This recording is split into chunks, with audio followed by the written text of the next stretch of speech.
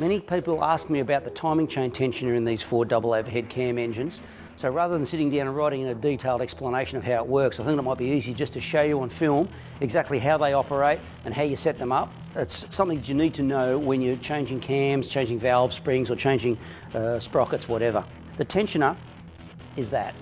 It's a ratchet operated system with a little pawl. It's hydraulically assisted with an oil feed through there, which comes out through the front of the block, through the oil passage in the cylinder head there.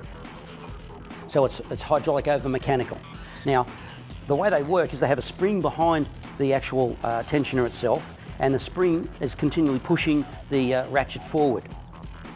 When you release the timing chain, the ratchet will then spring forward, but it won't fall out. People are often concerned that it might just fall into the sump, which would obviously be disastrous if that was the case. But they don't fall out. So all you need to do is when it pushes forward to the end of its travel, it just sits there, that's fine.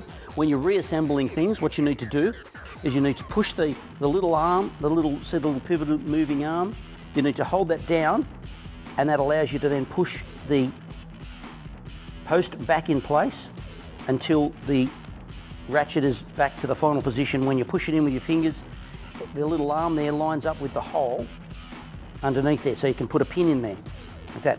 And that will now hold it in the closed position.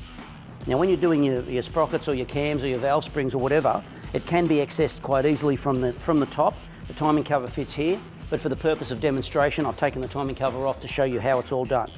Now, on this particular engine I've done here before, we've made up a little bit of a locking pin arrangement. You obviously couldn't use a circlip, a split pin like I did there, so I just made this out of a dipstick. So all you do is once you've got things all tight and back up again, you just pull that out like that, and you can see that it rocks forward. What you then do is you can see that the tensioner will move depending on which way the chain is pushed, and then when the motor is actually started, hydraulic pressure will push it forward and it will engage forward onto the next tooth. And that way, as the timing chain stretches and the guides wear and things like that over time, the timing chain is kept continually tensioned to the right amount.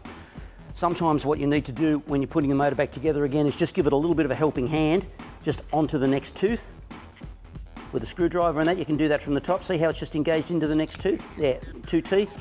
Now, you can see it's relatively tensioned. See, it still needs to go one more. See the rocking action there on that one? Still got one more to go, and that will happen when you start the motor up. If you run the motor for a short period of time, it all settles itself out. But we like to just give them a little bit of preload just to get them up and running into the correct position for when they first start.